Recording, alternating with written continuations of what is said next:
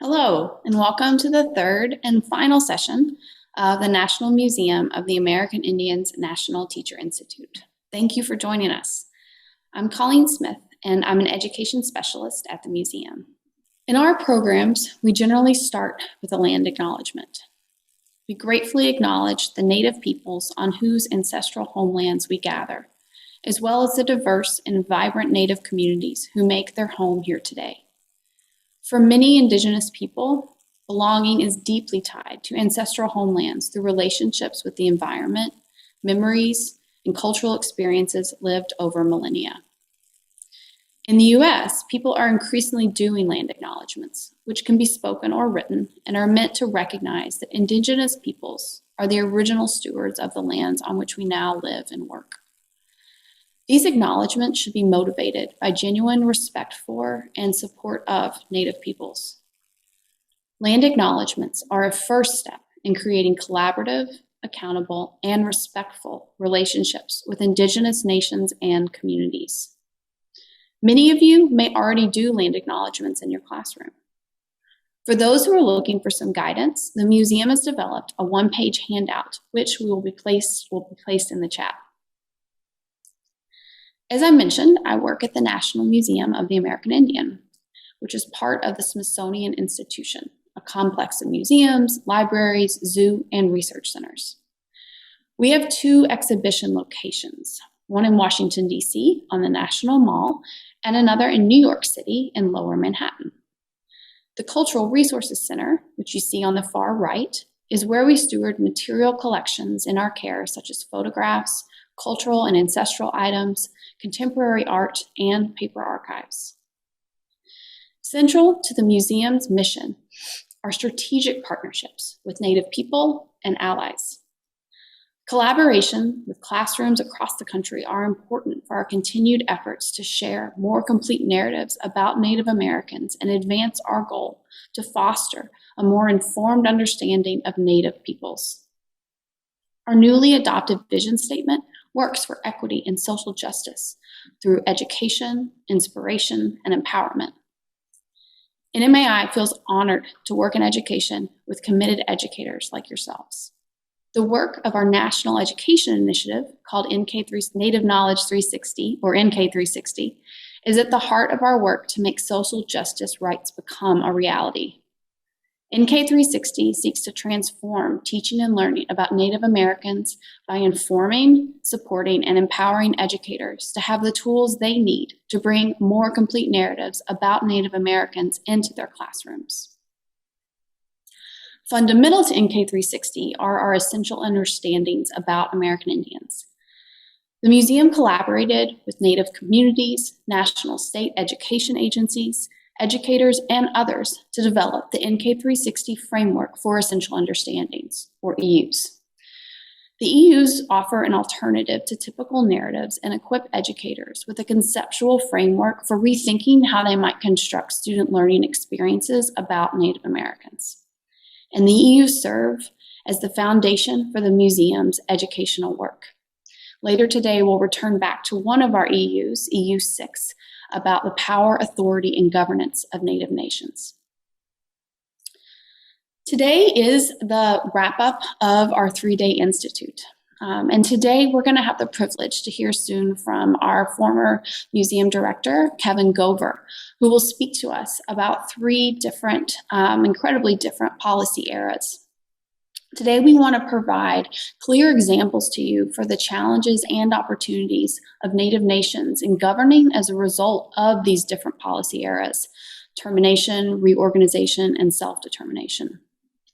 After Kevin speaks, we'll wrap up the webinar series by talking through connections between each day's programming and its relationship to NK360 and Essential Understanding 6 about the power, authority, and governance of Native nations. Finally, we'll spend time previewing some classroom resources that relate to several of the policy periods that we covered in our sessions. And now I'm honored to hand it over to Kevin Gover, our featured speaker for today's program. Welcome and thank you, Kevin. Hello, everyone. My name is Kevin Gover. I'm an undersecretary for Museums and Culture at the Smithsonian Institution. I grew up in Oklahoma, and I'm a citizen of the Pawnee tribe of Oklahoma.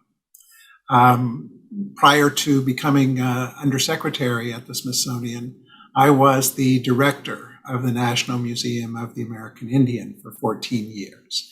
So we're very grateful that you've all joined us today. We really appreciate your interest in the subject and look forward to what we're going to do today. So before I became a museum director, I spent a number of years as a lawyer and lobbyist. I represented exclusively Indian tribes, agencies of tribal governments, and enterprises of tribal governments. So throughout that time, I was working with and for, and sometimes against, many of the laws that I'll be discussing this morning.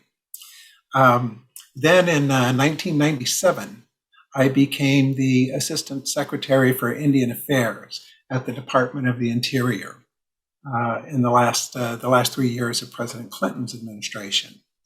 And what that means, what that fancy title means, is that I was the head of the Bureau of Indian Affairs at the Department of the Interior.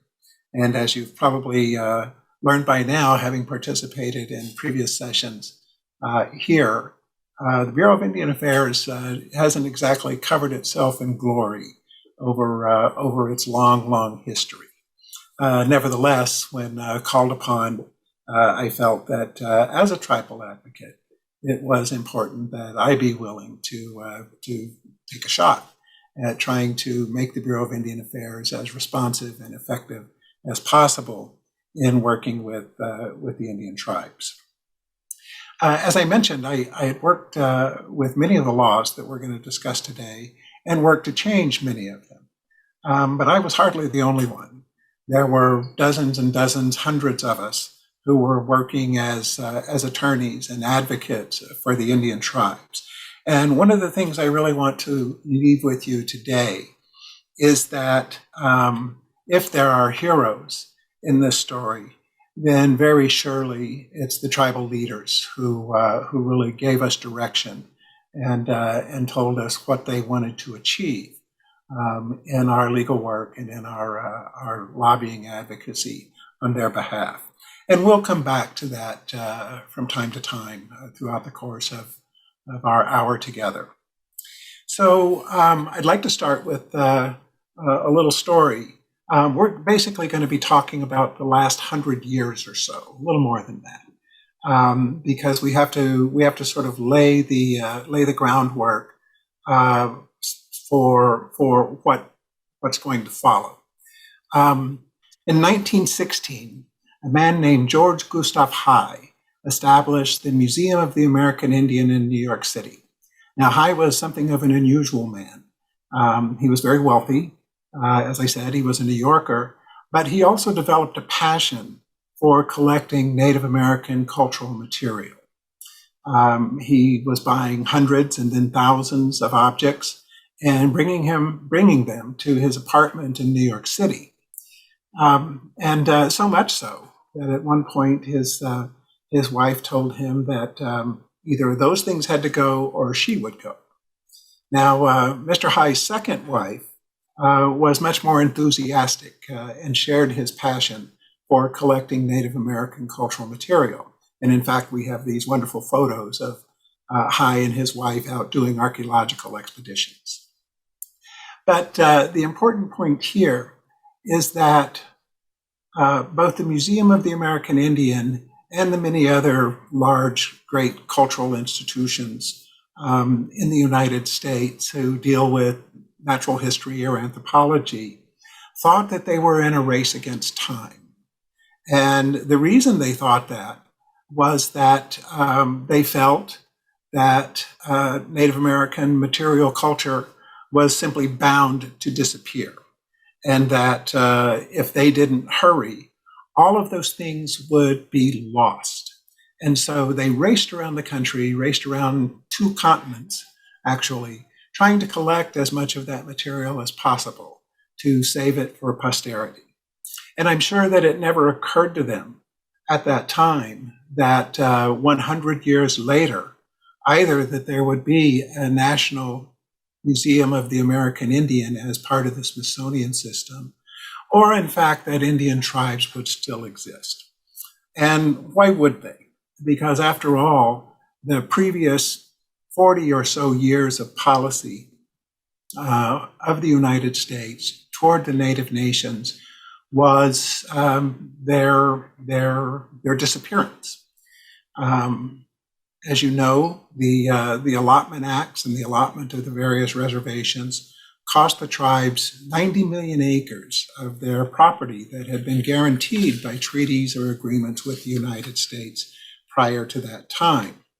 Congress had done away with making treaties with the tribes.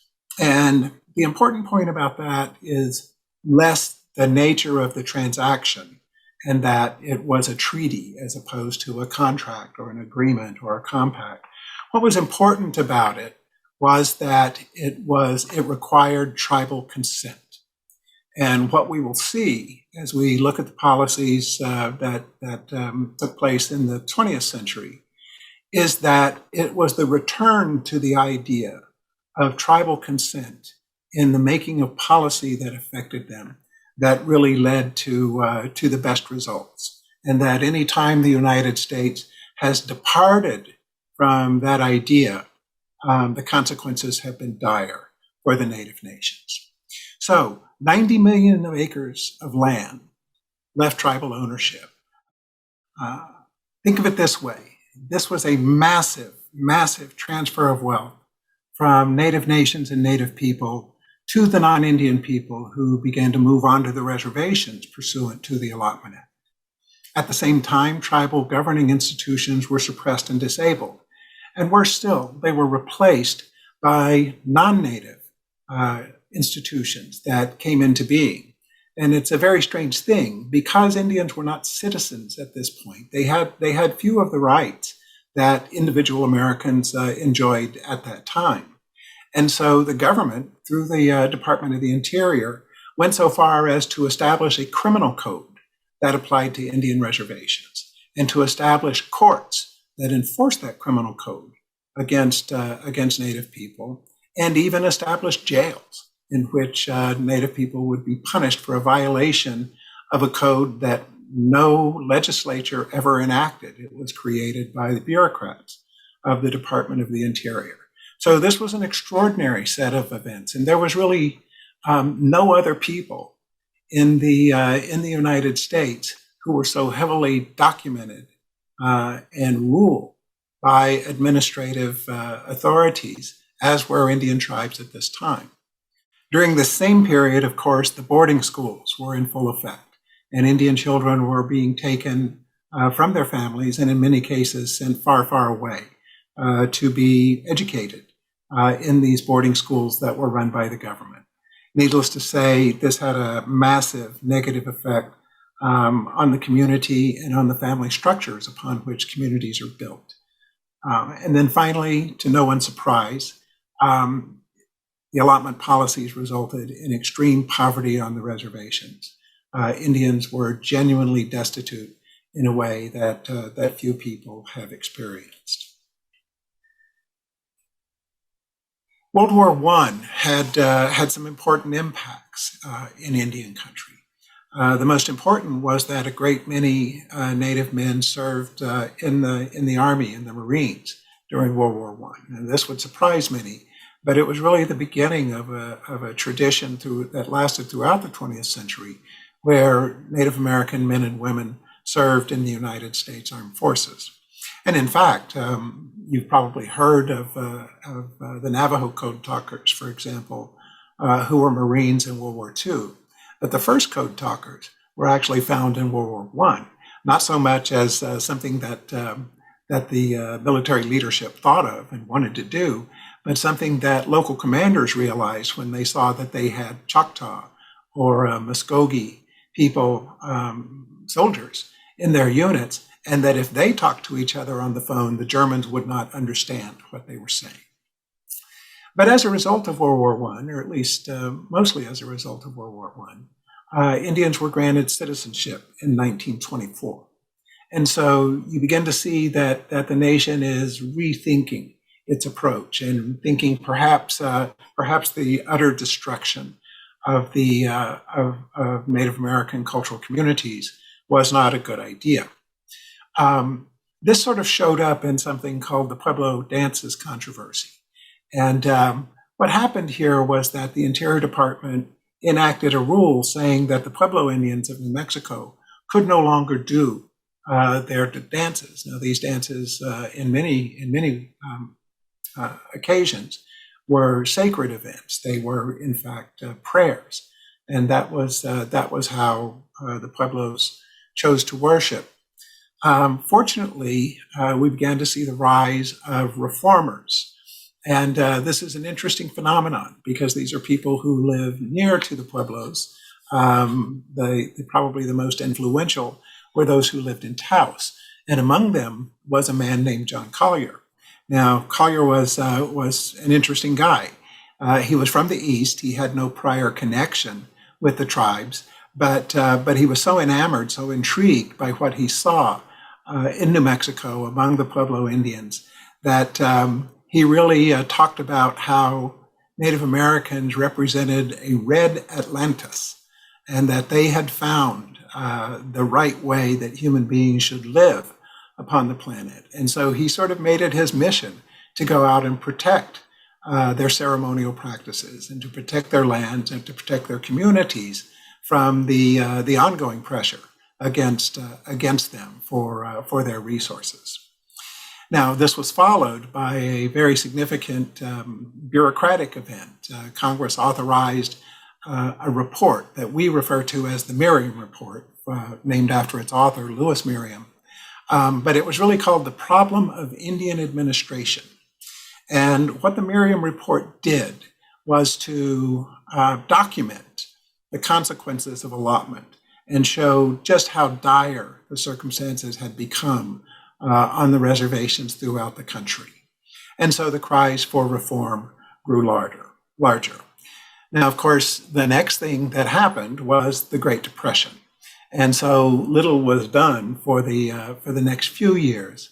But with the election of Franklin Roosevelt and the implementation of the New Deal, Native Americans benefited a very great deal from those policies. And so, for example, many Native Americans were hired by the Civilian Conservation Corps and the Works Progress Administration to do the public works jobs that were needed at the time.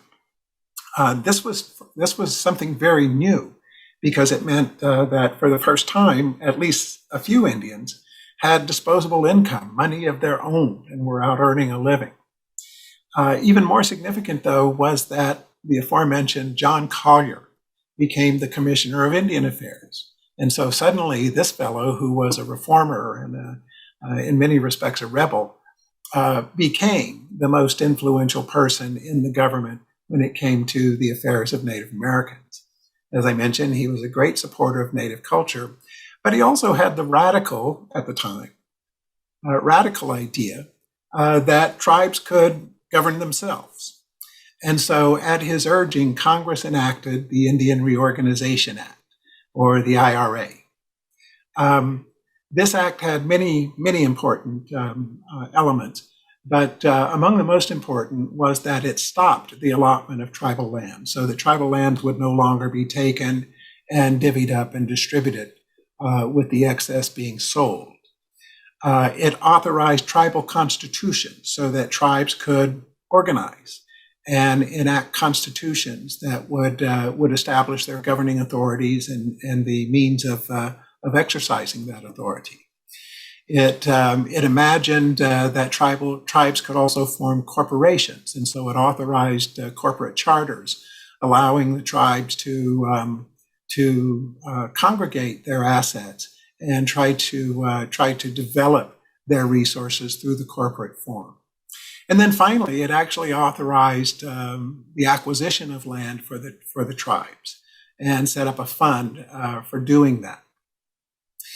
And perhaps one of the least noticed but equally important provisions was that it established Indian preference in the hiring and promotion of jobs in the Bureau of Indian Affairs. So it sort of set the stage for the recovery of Indian country for this long period of assimilation and allotment, and it was beginning to have the desired effect. But then, of course, World War II came along. Now, the effect of World War II broadly, of course, was to take the nation's attention away from the normal bureaucratic and policy matters, including the Indian Reorganization Act. But it still is a very interesting and important period for Native Americans, despite the IRA not being able to be used to its full potential. What happened in World War II was that Native Americans really became more fully integrated into the society at large. There was broad Native participation in the war effort. Some 33,000 sailors, Marines, airmen, and soldiers were Native people, Native men and women. Now, 33,000 doesn't seem like many in the context of the gigantic forces that the United States put into the war. But consider there were only about 300,000 Native Americans at that time. And so something more than 10% of them served, and that is an enormous proportion of the young men and women who were available for service during World War II. There were tens of thousands more who worked in the war industries, and that almost always meant relocating to a major city. And so suddenly, after having been literally confined to the reservations for decades, Indians were leaving and becoming a part of the more general society. As a result of the performance of Native Americans during World War II, the overbearing federal supervision that had been central to their lives was shown to be clearly inappropriate. They had performed well. One of the ironic things, for example, in this period was that Native soldiers, while they were in the field, could drink alcohol in France, in England, in Germany, and in Italy. But when they returned home, they were literally prohibited by federal law from consuming alcohol. And that's just one of the sillier and more trivial elements of the overbearing federal supervision that had governed their lives. After the war, there was growing concern about the cost of the federal role in maintaining the reservations, because, of course, after all that had happened, Indians were deeply dependent on federal support for their very existence on the reservations. And then finally, there was a wave of course, anti-communist sentiment as the Soviet Union began to show its strength in the aftermath. And so and Indians were thought of as being, well, kind of communist looking, because they were communal. They shared. They didn't so much respect the accumulation of individual wealth. And so that was suspicious to a growing portion of the federal policy makers. The result of that was that Congress came upon a policy that came to be known as termination. And this was actually, although Eisenhower often gets the blame for this, it was really a brainchild of the Truman administration in the aftermath of World War II. What termination meant was that this special relationship, whether by treaty or by the course of dealing between the United States and a given tribe, would be withdrawn. Tribal governments were disestablished. They would no longer be allowed to exercise governing authority. Tribal assets would be sold and distributed to the individual tribal members.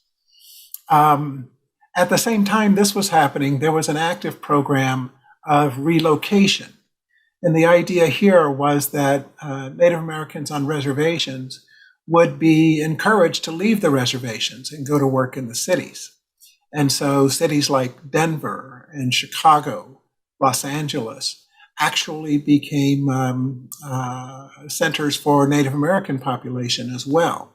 The government would buy them a bus ticket, take them to this other city, perhaps, if they were lucky, give them some job training that would be useful in their new home, pay their rent for a couple of months, and then leave them to fend for themselves. And as a result, and should come as no surprise, Native American communities in the cities generally were not particularly economically successful. Nevertheless, the large urban populations that we see in several major cities are the result of this 1950s program of relocation. Another thing that happened was the passage of something we call Public Law 280. Now, Public Law 280 is a strange beast because it granted jurisdiction for the first time in a broad way. It granted jurisdiction to the states over people and activities on Indian reservations. Indians are broadly immune from state law when they are on their reservations, but Public Law 280 changed that in a number of states. And the result is just this kind of crazy pattern of jurisdiction, where the state has jurisdiction over some things and some people, the tribes have some jurisdiction over some things and some people, and the federal government has jurisdiction over some things and some people on these Indian reservations. And if you think one government can screw something up, imagine three of them working on the same thing, and you get a sense of how messy government can be on the reservations. Now, in the end, termination was a failure. And the only good thing about termination is that it didn't last long. Its effects became apparent mostly through the experience of two rather large tribes, the Menominee tribe of Wisconsin and the Klamath tribe of Oregon, both of which had been relatively prosperous in the period before termination. And it was their very success that led the government to say, well, they don't need us anymore, and so we can leave them to their own devices. Well, what happened very, very quickly was that many of the people on these reservations became dependent on local welfare from government. The states didn't like that. The counties didn't like that. The states and counties had new responsibilities on reservations that they had no way to pay for. And so very quickly, despite dozens and dozens of tribes being terminated, the failure of the policy became clear. Now, most of these tribes were very small, and many of them in California, where some of the reservations were only 1 acre or 5 acres. But the larger reservations were subject to the policy as well. And as I say, it became evident that it was going to be a failure. So it didn't take long, as I said, for them to renounce the termination policy. And as early as the 1960 election, both Kennedy and Nixon renounced the policy and said there's got to be a better way. Now, Kennedy didn't do a lot in the area of Indian affairs, but during his short presidency, but President Johnson did. You've all know of President Johnson's aspirational Great Society. He did some important things for Indian country. The most important was probably this Office of Economic Opportunity that he established. Now, the OEO was basically an office that provided grants to local governments, local organizations, to begin to address problems in their communities. They had one program called the Community Action Program. This provided money directly to Indian tribes. Remember that most of the government services that were being provided to them were provided by the Bureau of Indian Affairs and, by this point, the Indian Health Service. But none of that money went directly to the tribes. But community action grants did. And so for the first time, tribes began to have some resources of their own to address the problems on the reservations. The OEO also funded a program that's near and dear to my heart, and that's the Pre-Law Summer Institute at the University of New Mexico. And what that was a program where students would come to the law school at the University of New Mexico and basically spend a summer learning how to be law students. It was clear that this program was an enormous success because within a few years, it was producing dozens of Native American lawyers every year. And these lawyers spread out all across Indian country, representing their tribes or working for the firms that represented tribes. And now there are thousands of us. And I know a good many of them, and they're all doing really wonderful work out there on behalf of their tribes. Then finally, there were the civil rights statutes that President Johnson helped to enact. And I just want to make one point here. Of course, Native Americans as citizens deserve the same civil rights as other citizens. But that wasn't enough because the tribes were asking for something different. They were also talking about not just their individual rights as citizens, but their rights as part of these groups known as tribes, because the tribes too had rights. And if you think about it, there are few, perhaps no, other examples of a particular group defined by their descendancy having rights that others do not. But of course, the reason for that was this long course of dealing between the United States and the tribes, and especially the treaties that were made between the United States and the tribes. So while all of this is going on, the tribal leadership is working to really change the direction of federal policy. And the very recent failure of the termination policy sort of created the opportunity for something new to emerge. And it came to be known as self-determination, and really got its start when President Nixon in 1970 made a statement regarding self-determination. Now, I want to read you a little something from that statement because I found it particularly insightful.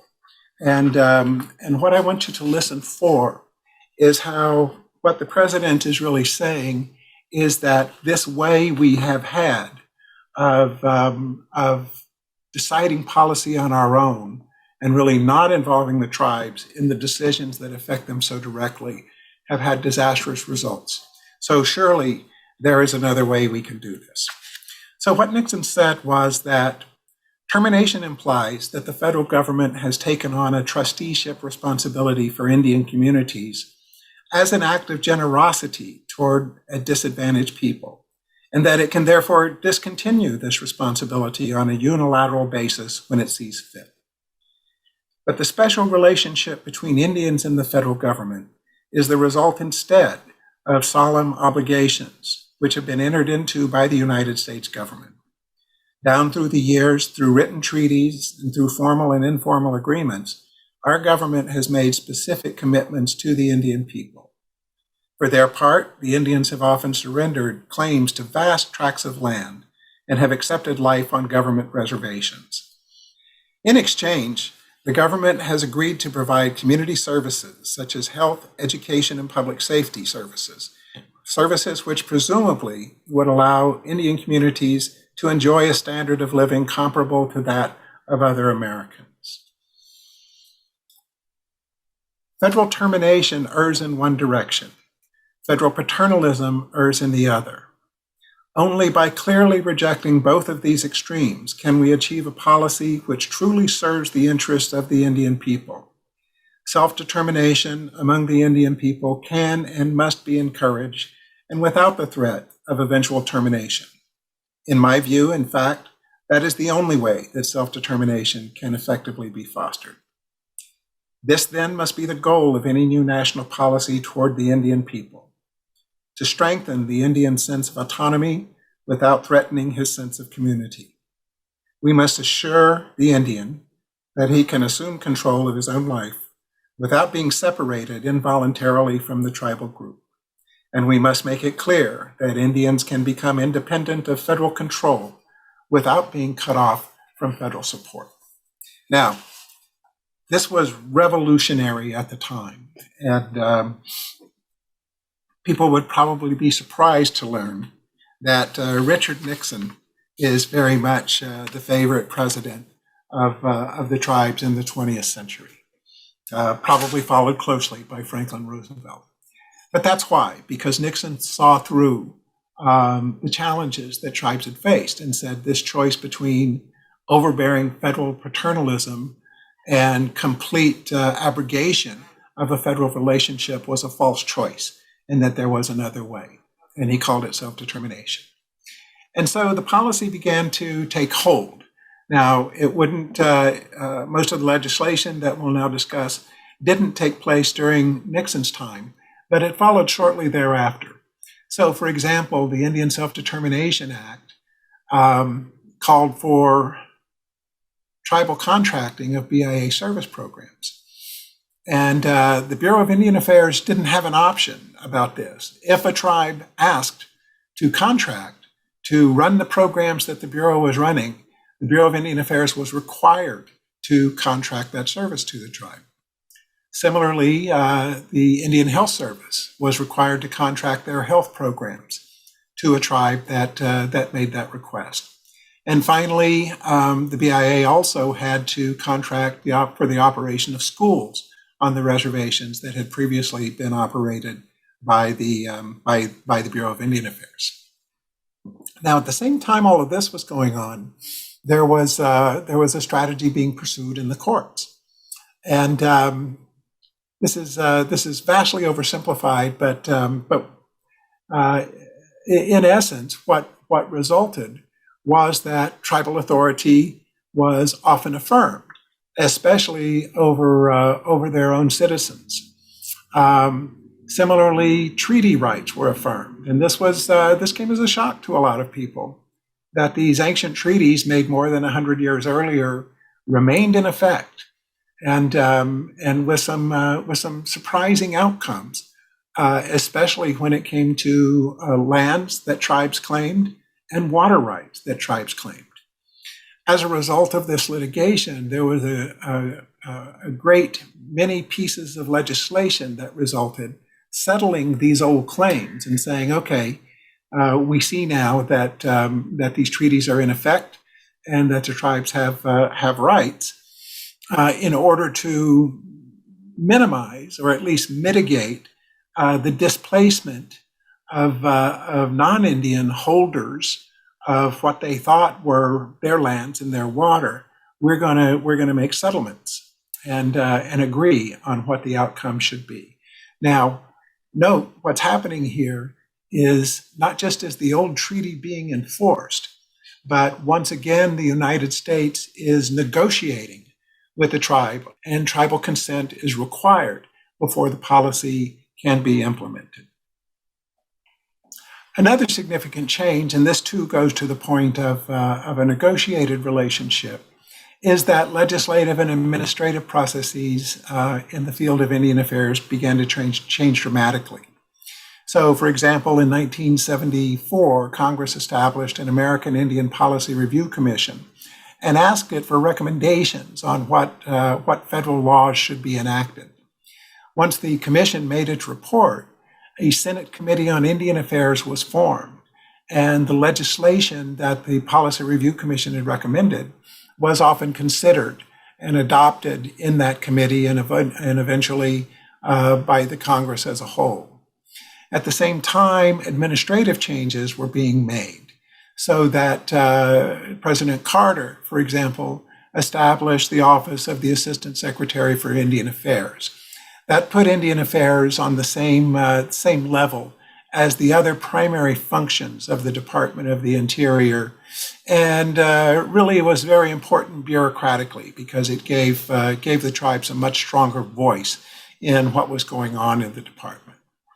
And then finally, beginning with President Clinton and by every president thereafter, presidents have required federal agencies to consult with Indian tribes on any matters that affect their interest. And so you will now see, this used to be unheard of, But now every federal agency has a policy on how it will consult with Indian tribes when any of its activities affect tribal interest in some significant way. And so again, what we see here is a move back to a negotiated relationship, negotiated policy, requiring the consent of both parties. And in fact, it's so much so that the scholar Vine Deloria Jr., who was the author of Custer Died for Your Sins, called these treaty adjustments, and that they really were ways of implementing the treaties that had long existed. And certainly that's the way the tribes viewed this process. Now, among the legislation that was enacted were a great many statutes, dozens. Congress, through the Senate Committee on Indian Affairs, and now the House Native American Affairs Committee, regularly pass new laws setting Indian policy. Some of those are in the field of economic development and include things such as the Indian Financing Act, which set up lending programs for tribal enterprises and for individual Indian enterprises. Also, we have the Indian Gaming Regulatory Act, which really is the law that led to widespread commercial gambling on Indian reservations, which in turn has put many of these tribes on a true path to prosperity. But Congress was also passing environmental laws. And this is particularly interesting to me. Our national environmental laws all imagine that the primary regulation will take place by states, and that if the states have programs that meet federal standards, then the states will be the ones to regulate the environment within their borders. But what they had forgotten is that tribes also have authority within the borders of the reservations, and that really nobody was regulating the environment there. So Congress changed laws like the Clean Water Act and the Clean Air Act, the Safe Drinking Water Act, the Superfund, to reflect the fact that tribes were the primary regulators in on their reservations. Now, this led to much greater coordination. It required much greater coordination between state and tribal governments, which had never really been the case before. And so it also gave the tribes leverage because they could set stricter standards than the states if they chose to do so. And if they did, then something like air, which of course doesn't respect political boundaries, and water, which doesn't respect political boundaries, had to meet the tougher standards that were being established by the tribes. And there are many examples of that taking effect. Congress also finally cleaned up its act. Remember, I talked about those justice systems that were established by bureaucrats in the Department of the Interior. Congress finally properly authorized tribal justice systems. Tribes had long been establishing their own law and order codes, but Congress finally set up a system where they could provide assistance for tribal police, for tribal courts, and for tribal jails. Similarly, housing and social services laws were broadly reformed in order to establish greater tribal control over things like the programs of the Department of Housing and Urban Development. The ultimate effect of all of this is that finally, at long last, tribes were being respected as governments. This is manifested in many ways, but some of the ways that I think are probably the most prominent are, first of all, jurisdictional agreements between tribes and states.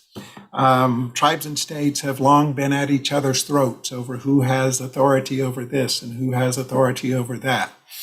And as they basically fought to a draw in the courts, they realized that it was going to be a much better practice for them to work together to be sure that all of their citizens were properly cared for, whether in terms of environmental quality or basic policing or zoning or all of these different things that governments do. And so we now see hundreds, if not thousands, of jurisdictional agreements between tribes and states on this broad variety of matters. And once again, I'm brought to think about the treaty policy, because once again, governments are engaging each other in a respectable fashion, pursuing their mutual concerns and finding solutions to problems that previously had been unaddressed. And so, and of course, it requires the consent of both parties in order to be effective. Similarly, we're seeing services beginning to be coordinated more effectively. In a lot of places, tribal hospitals or tribal clinics, for example, are the primary service provider, not just for the Indians in the locality, but for non-Indians as well. And I won't even try to describe the complexity of the healthcare laws and how they all interact.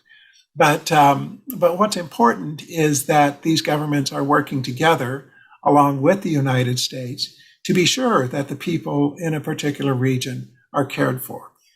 One of my favorite recent examples of this coordination of services came with the advent of the COVID vaccines. In many cases, tribes were very successful in the administration of vaccines for their people and actually found themselves with more vaccine than they could use. And so they quite promptly turned to administering vaccines for neighboring non-Indian citizens who were unable to get vaccine from their state or local governments. And so this, of course, is exactly what we want to see governments doing. Natural resources are another area where tribes and states are finding common ground and entering into joint management agreements. Air doesn't care about political boundaries. Water does not care. Forests do not care. The animals and the fish do not care. And so it really requires multiple jurisdictions to regulate effectively, to preserve and make use of these resources.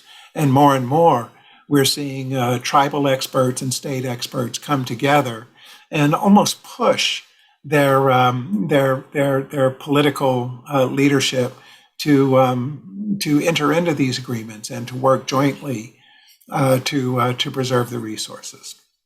So.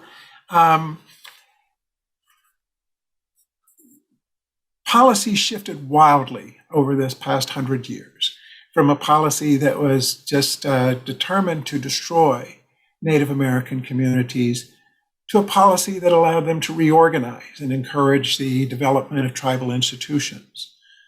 And then quite promptly, a return to an effort to destroy the tribal communities in the form of the termination policy. And then a few years later, to this policy of self-determination. Self-determination has been the policy for the last 50 years, and the progress that Native communities have made during this time has been quite extraordinary. And the lesson very clearly is, if you want policy to be effective, you have to involve the people who are affected and allow them a place in the making of that policy. When I was a lawyer, we often called upon a quote from a man named Felix Cohen, who was perhaps the greatest Indian lawyer of all time. And by that I mean practitioner in this field of federal Indian law. Felix Cohen literally wrote the book on federal Indian law, and we still call upon Felix Cohen's Handbook of Federal Indian Law. One of the things, Cohen was brilliant and died far too young, but he wrote once about Native Americans and made the observation that Indians are like the miner's canary, and they mark the shift from fresh air to poison gas in our political atmosphere. And our treatment of the Indians, Cohen said, more than our treatment of any other minority, reflects the rise and fall in our democratic faith. We used to say that all the time back when it was a struggle, when we were trying to get attention, when we were trying to elucidate the injustices that law and policy had worked on Native people. And, you know, it was true because Indians had so little influence in the political process and in the making of policy that they were subject very much to the whims of American political trends. But I think that's what's happened over the last 50 years because of self-determination is that Indians have found their place in the system. They're woven into the system and are very much a part of the policy-making apparatus. So I would like to think that after all this time, perhaps Indians are no longer the miner's canary. With that, I thank you for your attention. Thank you again for your participation in this workshop. We appreciate you very much. And now we'll return back to Colleen. Thank you so much, Kevin, for such an informative presentation. It was really helpful to see the dots put together for over a century of policy decisions and those effects and impacts on Native people and nations. It was really helpful. We're now going to turn back to the Essential Understanding 6, which is kind of the anchor of our institute on the power, authority, and governance of Native nations. Essential Understanding 6 is made up of many key concepts, and I encourage you to explore those on our website. But today, over the past several days, we've really looked at one of those key concepts, which is around a better understanding of U.S. federal Indian policy.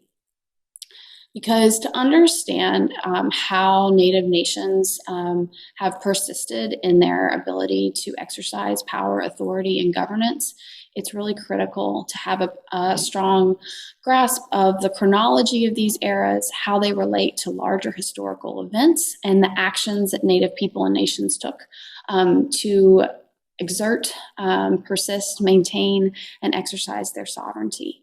And when we started out this session with Ed on the first day, he provided a visual of something that we often think about when learning or understanding chronology of U.S. history, right?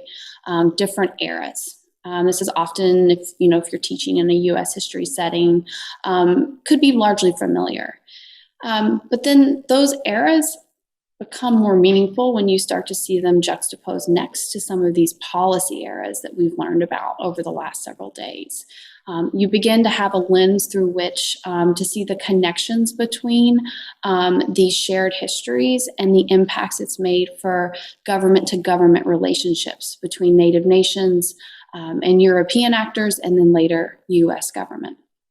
I hope this is something that you might be able to bring to your students so that they may start to examine it with that critical eye and have a better understanding of cause and effect and our shared collective history as different nations here today. Over the past 3 days, we've heard from remarkable speakers who've looked to examine these different policy eras.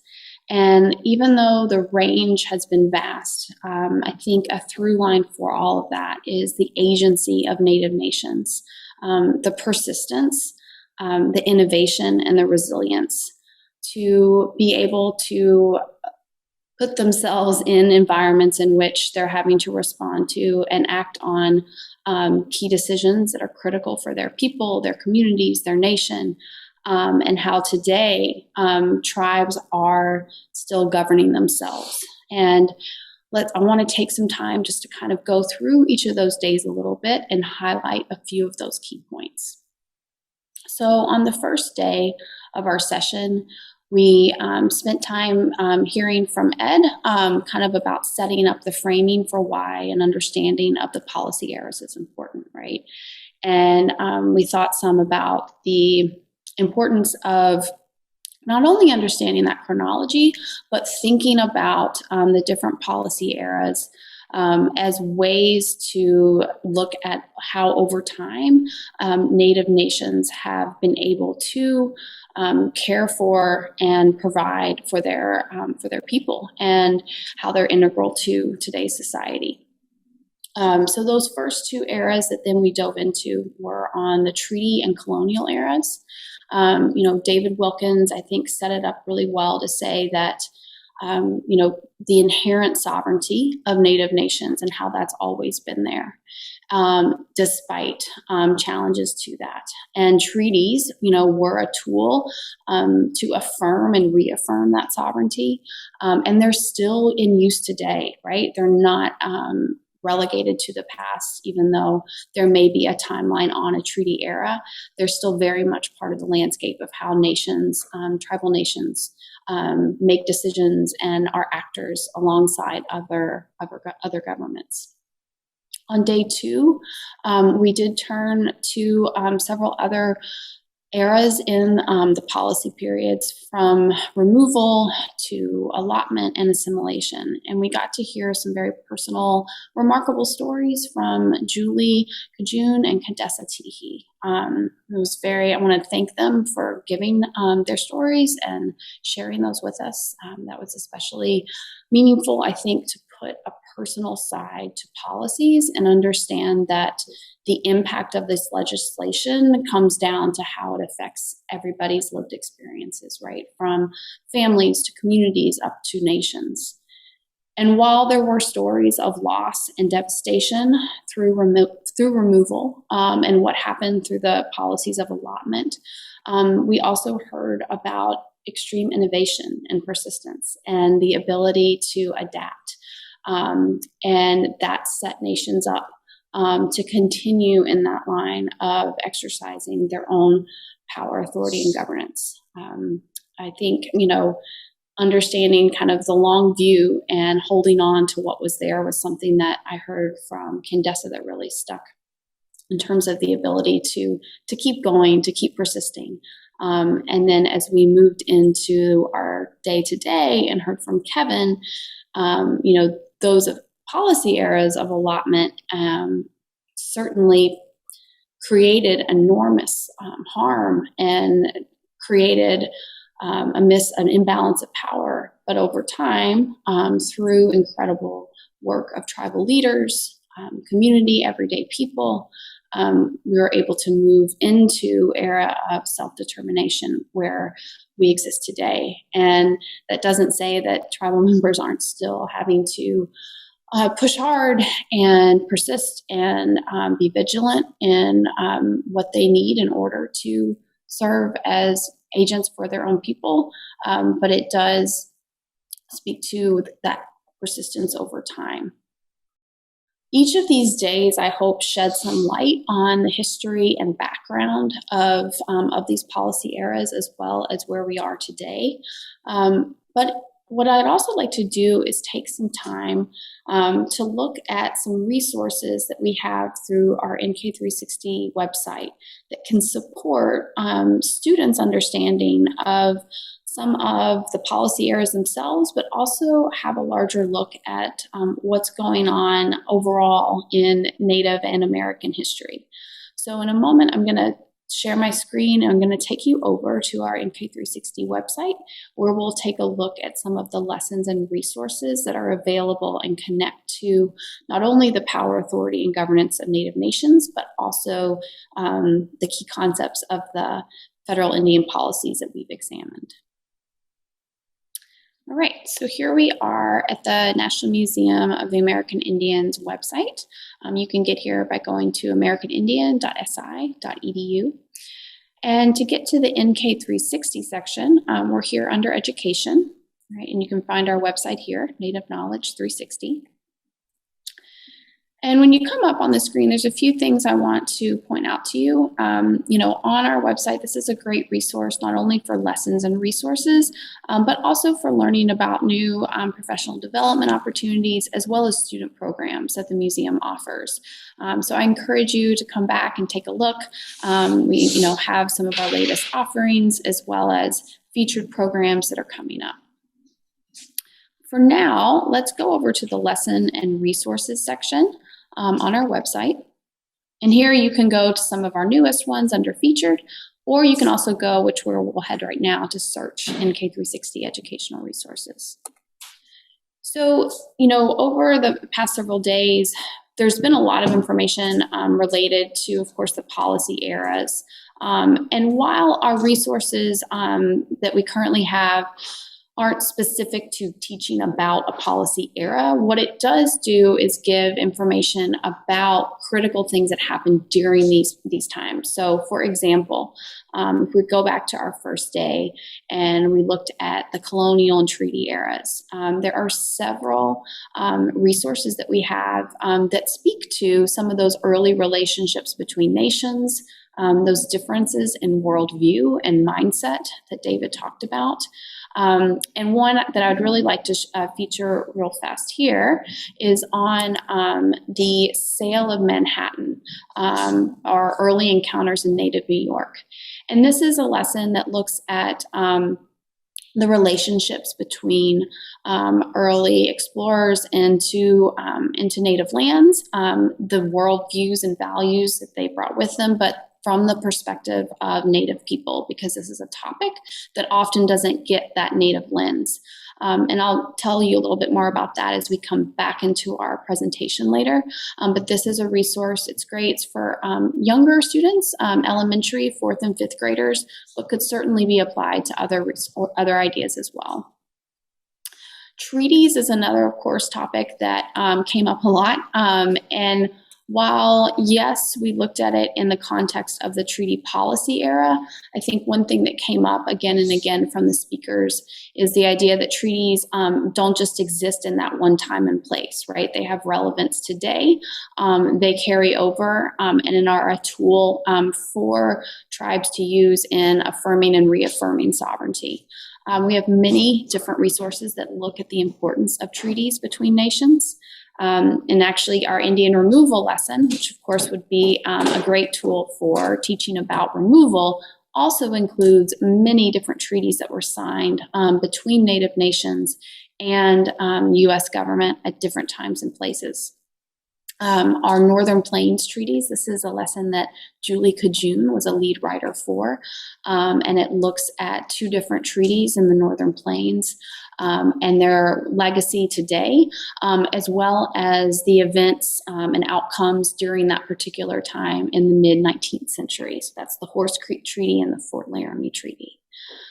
Another great resource that I would recommend is the Pacific Northwest Fish Wars Treaty resource. Now, this is a contemporary story in that it looks at the salmon wars of the 20th century, and by that it was a series of actions waged by Native people and their allies to reaffirm and assert their rights to hunt and fish at their usual custom places. This is set in the Pacific Northwest, in what is today Washington State. But its story traces back to early treaties that were signed in the 1850s. So this is a wonderful resource for students to see that while a treaty may look very historic, as on old paper, it has enormous impact for tribal nations today and for all of us. Because I thought another key point, right, from what we heard from Mark and David is that treaties are all of our histories. They're for Native and for non-Native Americans too. These were these early relationships between the nations, and we can still return back to them to better understand that. So this is a remarkable story that starts a long time ago, but played out in terms of its height of actions taken in the 1960s and into the 70s. We also have some lessons on the Pawnee treaties of 1833 and 1857, as well as the Navajo Treaty of 1868. And these are great as well in that they start to move into some of those eras that we heard about from Candace and Julie. So not only is it the treaty, but it has longer term effects that goes into the impact of removal on nations and efforts to assimilate. And how nations push back against that and how everyday people did. So these, I think, are great tools to see how a story around a treaty is also a story of people and community and their place and what they've done to maintain and keep that.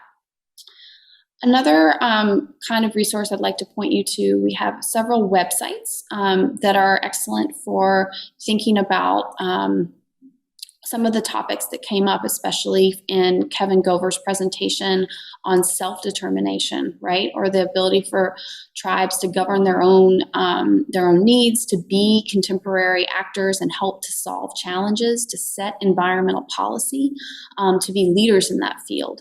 And this website here, American Indian Responses to Environmental Challenges, does a fantastic job of looking at 4 different nations as case studies into how they have managed to address and inform different environmental issues that are in their society, but also impact other people beyond that.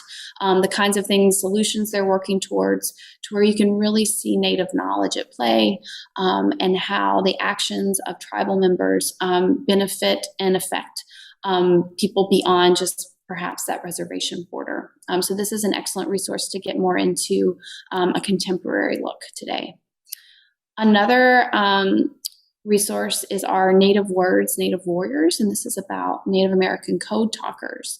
And this came up in Kevin's presentation in terms of how the service and commitment of Native service members in World War II, kind of where that played out along a timeline of American history and the effects of what it being serving in war and coming home, and how Native veterans were treated and what they came home to.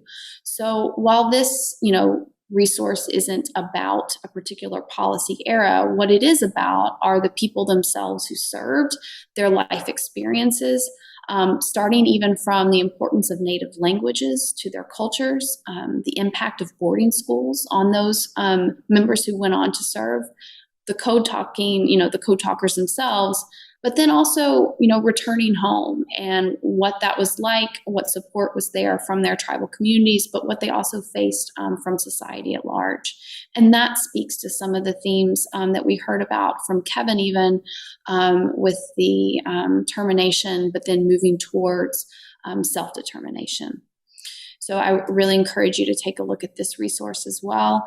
All of our materials on NK360, do come with support materials for teachers, as well as student tasks, worksheets, things where they can get engaged. We have a lot of interactive features, and this is certainly just one little preview of what these resources are.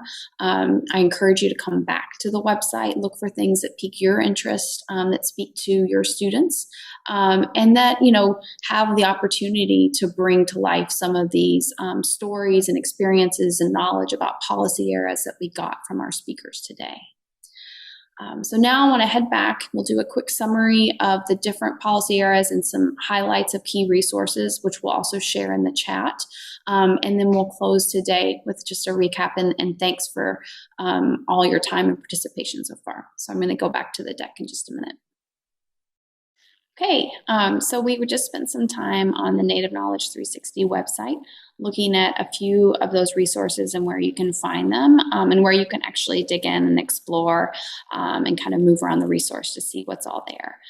So next, what I'd like to do is just quickly kind of summarize a few of those again for you, but done according to the different policy eras that they cover.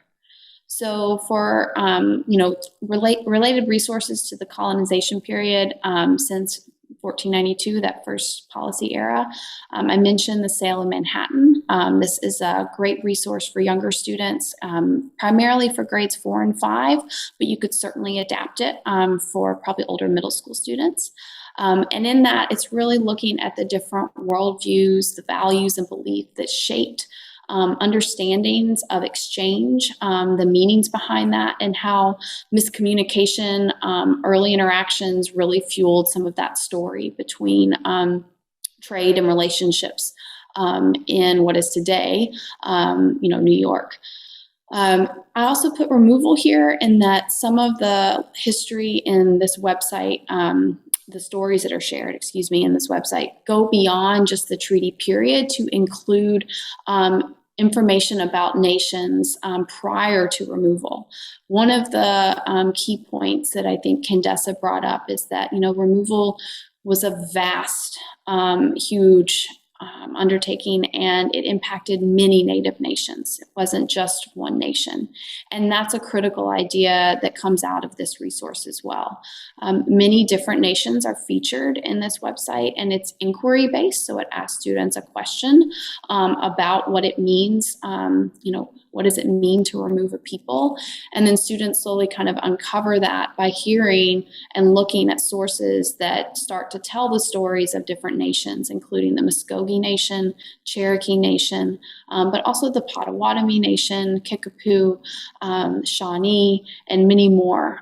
So we encourage you to take a look at that resource. I think it will really help to highlight some of the ideas, and especially in the Muskogee and Cherokee case studies, there is a dedicated section to the early relationships before the United States was a country, and the Native nations were dealing with colonial powers instead.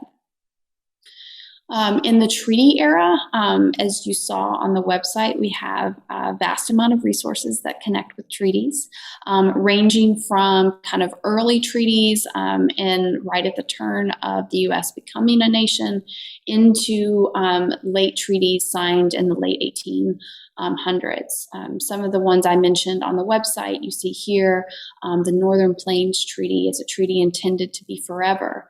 That really looks at the intentions and motivations of both parties, both American government and Native nations, when they came to the treaty table, and what perspectives they brought with them. This resource includes some incredible student voice of young Native people in terms of their knowledge and understanding of their nation's histories and the importance of treaties, both historically and today.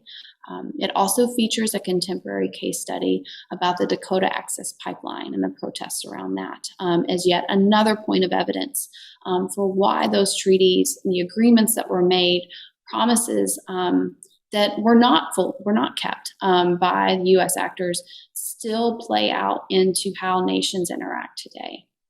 The other two, the Pawnee and Navajo treaties, those speak to the power of nations to really try to not only hold on to lands, and in the case of the Navajo, were able to return to their ancestral homelands, but also just the reality of the enormous difficulty that a lot of nations were put in when having to make challenging choices and use treaties as a tool to provide for their people as best as they could. All of these treaty resources are inquiry-based, so they're set around a central question, and then students use kind of smaller questions to move them through and come to their own understanding about what these treaties mean, their importance, and their relevance today. For our next removal section, as I mentioned, we do have a spotlight resource on removal. This is one of the earlier inquiry-based lessons that was developed through Native Knowledge 360. And as I mentioned, it includes many different case studies of Native nations. There's one set that has students look at 6 different Native nations and how each of those, both everyday people as well as leaders, exercised agency and tried to fight against removal. So once again, coming back to that theme of agency, of persistence, of resilience. And this resource goes into not only before and during removal, but after, so that we see the legacy of removal, so that it's understood that it wasn't isolated to one time and place, but carries impact into today. And so that students can see that nations have adapted, they've readjusted, they are renewed, and continue to act as governments today. This is an incredible wealth of resources. It has many different case studies that I encourage you to look at. I did put a few other recommended resources on this slide as well, and that's because removal, as we mentioned, wasn't just one time and place. So there are themes of removal that come through the Pawnee treaties, even though it was in a different, area and landscape. The idea of placing Native nations onto other nations' lands and the conflict that creates. That's a theme that comes up. And then the Navajo Treaty. And while ultimately the Navajo were able to return back to their homelands, it is still part of that story of U.S. efforts to remove Native people from their lands forcibly, and the harm and hurt that that caused, but also the ability of nations to persist and be innovative and renew and adapt. And for the periods of allotment and assimilation, we have resources that touch more on kind of events that are happening during this time period. One thing I will mention is the Code Talkers website and the chapter specifically on boarding schools. It does give students an understanding of two different people's experiences through boarding schools, the complexity of those experiences, and kind of starts to paint that more human portrait of what, how those impacted their lives and experiences.